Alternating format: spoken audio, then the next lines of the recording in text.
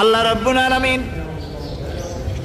কোরআনে কারীমের ভিতরে নবীজির নাম একটি বারের জন্য নাম ধরে তাকে ডাকেন নাই, বরং তিনি বলেছেন পৃথিবীর শ্রেষ্ঠ স্থান তোমরা পরস্পরকে যেভাবে নাম ধরে ডাকাডাকি করো আমার নবীকে সেভাবে নাম ধরে ডাকবে না।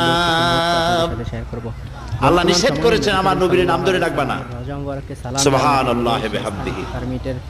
এই পৃথিবীতে যত নবী আসছেন সমস্ত নবীরা হলেন এলাকা ভিত্তিক নবী, অঞ্চল ভিত্তিক নবী।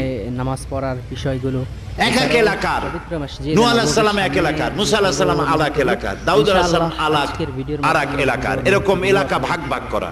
কিন্তু মুহাম্মদ সাল্লাল্লাহু আলাইহি সাল্লামকে আল্লাহ রাব্বুল আলামিন কোন এলাকার জন্য নবী বানান নাই। একদম সামনে অবস্থান করছি।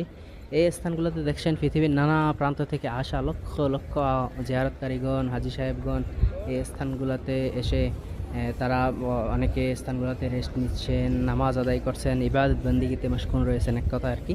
তো পবিত্র মদিনা আল মুনাওয়ারার এই যে আমরা যেই কর্নারটিতে বর্তমানে অবস্থান করছি, এই কর্নারটি হচ্ছে বাবুস সালাম গেটের একদম কর্নারে। পূর্বে আমরা এই স্থানগুলো থেকে নবী আলাইহিস সালামের রওজা মুবারক থেকে ভিডিও আপনাদের সাথে শেয়ার করেছিলাম, সেই ভিডিওগুলো তো আমরা বিস্তারিত বলেছি।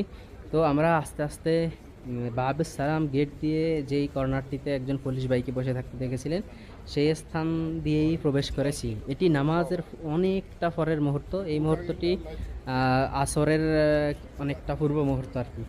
আসর, জোহর এবং মাগরিবের মাঝামাঝি যেই সময়টা, এই সময়ের মাঝামাঝি সময় আমরা বর্তমানে এখানে অবস্থান করছি আর কি। এই যে যেই দরজাটি দেখছেন, একটি গাড়ি এখানে রাখা আছে। এই গাড়িটিতে করে যারা আল্লাহ সুবহানাহু ওয়া তাআলার ডাকে সাড়া দিয়ে চলে যায়, মদিনা মুনাওয়ারাতে এসে মারা যায়, এবং যেসব মদিনা মুনাওয়ারার বাসিন্দারা রয়েছে তাদেরকে এই নবী আলাইহিস সালামের গম্বুজের নিচে, অর্থাৎ এই আমরা যেই সাইড থেকে ঢুকছি এই সামনে দিয়ে সেখানে রেখে তারপরে সালাত জানাজার নামাজ পড়ানো হয় আর কি।